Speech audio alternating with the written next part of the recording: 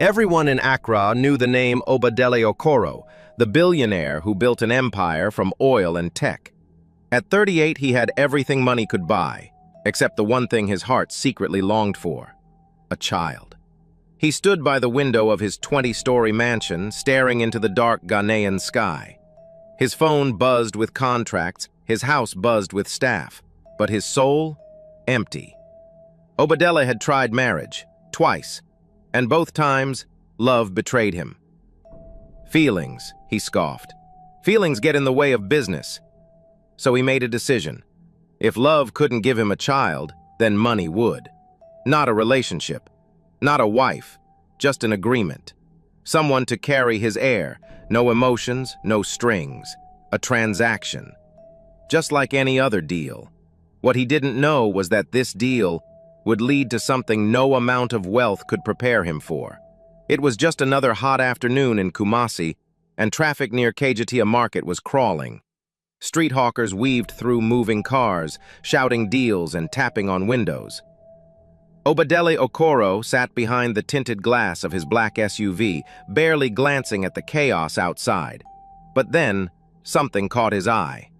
There, on the cracked sidewalk beside a faded wall, sat a young woman. She was barefoot, her dress was torn, and yet she wasn't begging. She was drawing. With a stick of charcoal and a piece of crumpled paper on her lap, she sketched in silence. Eyes focused, hands steady.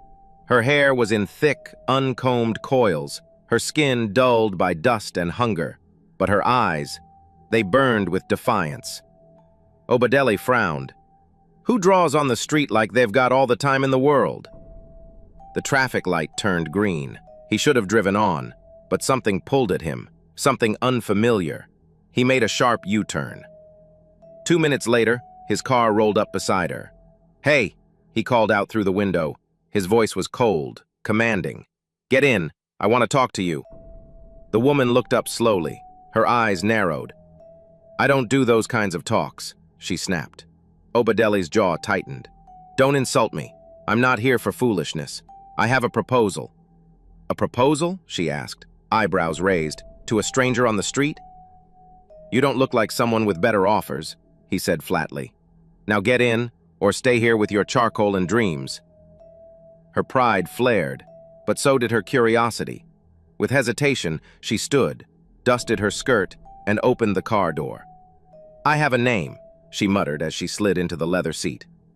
"It's Nia Masego." Obadele didn't look at her. He simply started the engine and replied, "Good. You'll need it where we're going." As the SUV pulled away from the noisy market into quieter streets, two lives, one powerful, one broken, began to twist together. Neither of them knew that this ride would rewrite everything they believed about power, pain, and purpose. The SUV came to a stop outside a quiet cafe in the hills of Ahodwo. The noise of the market was far behind them now. Wind brushed the leaves of the mango trees and birds chirped, unaware of the strange proposal about to unfold. Obadele stepped out first, sharp in a dark green caftan. He didn't hold the door open. He didn't offer a smile. He didn't need to. Nia followed him with caution, arms crossed, eyes scanning every corner like it was a trap. They sat in the farthest corner, away from the few customers. A waiter brought drinks. Neither of them touched theirs. Obadele leaned in, voice low and surgical. "I want you to carry my child." Nia blinked. She let out a short, awkward laugh. "Excuse me." "You heard me," he said, folding his hands. "No strings, no emotion, just a contract. I cover all your expenses. You give birth, you leave rich." Nia stared at him, disbelief melting into disgust. "You think because I'm poor, I'll rent out my womb like a spare room?" she snapped. "This isn't charity, Nia," Obadele replied calmly. "This is business. You have something I need. I have something you need. Food, shelter, a future." She stood up, fury in her trembling voice. "You're unbelievable." "You're starving," he said, eyes locked on hers. "And this offer might be the only chance you'll ever get to change that." Nia's fists clenched. She wanted to throw the glass of untouched water in his face. She wanted to scream. But instead, She sat back down. Silence. Then she whispered, "Why me?" "Because you're invisible. No family, no history, no noise, just a vessel." Those words stung, but they were also true. Nia pushed back her chair and stood again. "I may be hungry, but I'm not for sale." She turned and walked away, her shadow long in the golden light of late afternoon. But as she crossed the street and disappeared into the dusty alleys, Obadeli didn't stop her. He didn't need to, because deep down he saw something shift in her eyes. And Nia? She didn't walk away with anger. She walked away with a storm of questions and the seed of a dangerous temptation. That night, Nia lay curled beneath a ragged blanket on the cold steps behind a closed shop. The wind cut through her bones. Her stomach ached with emptiness. Somewhere in the distance, a baby cried. Somewhere closer, rats scurried through the trash. She closed her eyes, but all she could see was his face, Obadele Okoro, and that offer. A child, money, freedom. She hated him for suggesting it, but more than that, she hated herself for considering it. The next morning, her pride was buried beneath the weight of reality. She walked for hours until she stood in front of tall black gates in East Legon. Gates guarded, polished, and intimidating. "I'm here to see Mr. Okoro," she said, chin lifted. Minutes later, Obadele opened the front door himself. He didn't smile. He didn't ask why she came. Nia looked him dead in the eye. "I'll do it," she said, "but I want it in writing, no tricks." Obadele nodded once. "Of course." Inside, a thick envelope lay on the glass table, the contract already drawn. He handed her a pen. His expression? Blank. But her hand trembled as she signed. Nia Masego. Just like that, her life was no longer hers. That evening, a private car delivered her to the mansion gates. As she stepped into her new room, clean sheets, soft lights, silence, she stood frozen. She was no longer invisible, but she wasn't free either. She was purchased. And somewhere deep in her chest, her heart whispered, "You've made your choice. Now survive it." The room smelled of lavender and polished wood. Silk curtains danced in the breeze. The mattress felt like clouds. A personal chef prepared her meals. A nurse checked her vitals. A driver waited at the gate just in case. Nia Masego had everything now. Everything except freedom. Days passed, quiet and precise, like clockwork in a golden cage. She didn't need to ask for anything. It was all delivered before she spoke. And yet no one truly spoke to her. Not about her. Not with care. Not with warmth. It was as if she'd been bought, and everyone knew it, even Obadele. He barely appeared. When he did, it was only to check progress. "Are the doctors satisfied?" he'd ask, never, "How are you feeling?" To him, she was an investment, a means to an end. Nia sat in her private living room one night, untouched food on the tray beside her. She looked around the luxury and whispered, "Why does it still feel like I'm starving?" No answer came. She missed the sound of laughter, of voices, of her. She missed herself. Sometimes she'd walk barefoot through the marbled halls, hoping to feel something. Anything. But the silence was heavier than poverty. Worse, it was lonelier. She stood at the giant glass window one evening, staring at the city lights below. "I escaped the streets," she murmured, "but I stepped into a palace of ghosts." And Obadele? He watched from his study upstairs. He saw her, quiet, still, shrinking by the day, but he said nothing. After all, emotions weren't part of the contract, only delivery. It started with footsteps. Nia was seated on a bench in the garden, sketching silently under the almond tree, when she heard him. Obadele Okoro, always a shadow, always distant, stepped into the sunlight. She looked up, expecting his usual cold check-in, but instead, he handed her something. A brand new leather-bound sketchbook and a full set of graphite pencils. "I noticed your drawings were fading," he said. "Thought you might want better tools." Nia blinked. She hadn't told anyone, hadn't even drawn in days. Why? She asked quietly, suspicious. Obadeli shrugged. Idle minds grow restless. She accepted the gift, but not without a stare. You think a sketchbook can fix this prison? No, he said simply, but it's a distraction. They sat in silence. For the first time, the silence didn't choke her. Later that week, he joined her again and again, always brief, always guarded, but consistent. She began to notice little things, the way he folded his hands when uncertain, the soft sigh he gave before speaking, the hesitation in his voice when he asked, "Are you managing?" And one evening, Naya finally snapped. "Why do you even bother coming here?" she said, not looking up. "You treat me like a contract, but you sit here like a friend. Make up your mind." Obadeli didn't move. His eyes studied her, then the growing belly that housed his heir. "You're not just a contract," he said. "You're the carrier of everything I've built." She scoffed. "So I'm a vault now? A human briefcase?" He looked away. Nia leaned closer, voice softer now. "You hide behind control, Obadeli, but I see it. You're scared. Of people. Of pain. Of feeling." He didn't answer. But that night she found a soft wool blanket folded neatly on her bed. No note, no explanation, just something warm. And for the first time since signing the contract, she slept through the night. The hospital room smelled like antiseptic and quiet tension. Nia lay on the cushioned bed, her blouse lifted slightly, cool gel smeared across her belly. The doctor adjusted the ultrasound probe while soft beeps echoed from the machine. And next to her, for the first time, Obadele Okoro sat still, silent, and strangely alert. He hadn't planned to come. He never did. But that morning he told Stephanie, "Reschedule everything. I'm going." The screen flickered with black and white fuzz. "All right," the doctor said cheerfully. "Let's take a look at your little one." Then came the sound. Thump, thump, thump, thump. A steady, powerful heartbeat. Nia gasped softly. Even Obadele's eyes twitched, ever so slightly. "There it is," the doctor smiled, "strong and healthy." Nia turned her head, watching Obadele instead of the screen. But then, another beat, another rhythm. Wait, just a second," the doctor said, adjusting the probe. Thump, thump, thump, thump. Two distinct heartbeats. His voice brightened.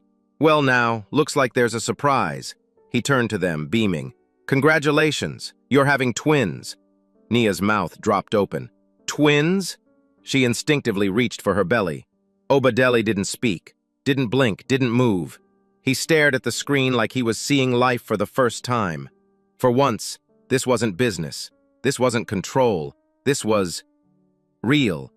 Two lives, two futures, two heartbeats beating in sync with a destiny he couldn't script. And for the first time since this all began, Obadele felt something break inside him. Not fear, not regret. Just a sudden, terrifying flood of wonder. Everything changed after the ultrasound. Obadele started showing up more. Not with schedules or updates, but with presence. One morning, Nia found him in the kitchen, in a plain shirt, no staff in sight, awkwardly brewing tea. He handed her a cup. "I don't know if it's good," he muttered. She blinked. "You made this." He nodded. "Tried." That evening, they had dinner at the long oak table, the first time without silence or staff, just them. He asked questions. "Where are you from? How did you end up on that street corner?" And for the first time, he listened. Nia spoke of her mother, her dreams of art school, the fire that took everything. Obadele didn't interrupt. He just sat, leaning forward, eyes fixed on her, as if learning her story stitched something back together inside him. And then, he smiled. A real, quiet smile. Nia stared. That smile didn't belong to the tycoon she'd met weeks ago. It belonged to a man who was slowly unlearning how to be alone. She looked away, heart beating strangely, and somewhere deep inside, the girl who once drew pictures on the sidewalk whispered, "Maybe he's not just the contract anymore." The pain struck like thunder. One sharp breath, and Nia doubled over in the hallway. "Stephanie!" she screamed, clutching her belly. Within minutes, Obadele was at her side. His calm shattered. "She's in labor," Stephanie said breathlessly. "I'm going with her," he snapped, already helping Nia into the car. "No, sir, the doctors—" "I said I'm going." The hospital was a blur. Bright lights, fast-moving nurses, monitors beeping like drums of war. Nia's hand gripped his so tight, her nails drew blood. Don't let go," she whispered. "I won't," he said. Voice low, raw, real. Hours passed, and then a cry, sharp, pure. "A boy!" the nurse said, holding up a tiny, wriggling child. Obadele's breath caught. He reached out but couldn't speak. Then another cry, louder, stronger. "A girl!" Twins. Just like the screen had promised. Nia sobbed, exhausted, broken, yet alive with joy. Let me hold them." One in each arm. Her son, her daughter, so small, so warm. Obadele stepped closer, staring at them as if time had stopped. And then, without thinking, he reached out and lifted the baby girl into his arms. She blinked at him, and he shattered. Every wall, every calculation, every deal, gone. He turned to Nia, voice cracking. "They're perfect." Tears welled in her eyes. And in that room, no contracts, no wealth, no power, just two people, and two little lives they never expected to change them so deeply. The babies slept peacefully, unaware their mother was leaving. Nia stood at the edge of the nursery, one hand on the crib, the other holding a small, worn-out suitcase. The contract was clear. Once the children were born, she would walk away. No rights, no questions, no return. Stephanie waited near the door, her eyes glossy. "You don't have to do this," she whispered. "I signed," Nia replied, forcing a smile. "I gave my word." Downstairs, the mansion was silent. No cries, no laughter, just a storm swelling in her chest. She took one last breath and stepped toward the front door. And there he was. Obadele, standing in the doorway, holding a single sheet of paper, the contract. His jaw clenched, his eyes glistened. And before she could speak, he tore the paper in half. Then in half again, and again, until it fell like confetti at her feet. "I don't want you to go," he said, voice low. "I don't want to lose you." Nia froze. "I didn't plan for this," he whispered, "but I can't ignore it anymore." Tears welled in her eyes, because deep down, she didn't want to go either. Nia dropped the suitcase. "I can't do this," she said, tears spilling. "I can't walk out like none of this mattered." Obadele stepped forward slowly. "Then don't." She wiped her face, trembling. I fell for you, Obadele. Somewhere between the silence and the garden, between the sketchbook and the tea. I started hoping, and that scares me more than anything." He reached out, gently holding her hands. "You think I'm not scared? I built walls so high I couldn't see over them. But you climbed them, without even trying." Her breath hitched. "But what if you change your mind? What if one day you disappear? I've been abandoned before, forgotten." "I won't," he said firmly. "I can't promise perfection, but I promise effort, every day. Because I don't just want our children, I want you." Nia looked into his eyes and finally saw it. No contracts, no coldness, just a man, stripped bare, asking to be chosen. And she whispered, "Then let's build something real." The sun poured gently over the garden that once knew only silence. Now it held music, laughter, petals floating in the breeze, and the soft cries of two little miracles wrapped in white.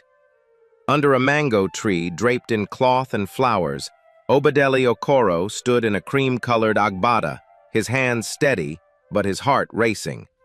Beside him, Nia Masego, radiant in a flowing gold and ivory dress, held their baby boy while Stephanie stood proudly with their daughter. It wasn't a wedding filled with guests or grandeur, just a small circle of those who mattered. Love didn't need an audience. The twins babbled as if trying to speak their blessings into the wind. One of them, the boy, let out a sudden sound. "Baba!" Obadele froze. Nia gasped, turning to him. Then the girl joined in, squealing, "Mama!" Laughter and tears mixed as Obadeli leaned in and kissed Naya, not with urgency, but with peace. A kiss that said, "We survived." That said, "We chose this." That said, "We are family now." No lawyers, no contracts, just hearts that had been tested and remained. Which moment in the story made you emotional, my besties? Comment below and subscribe to the channel.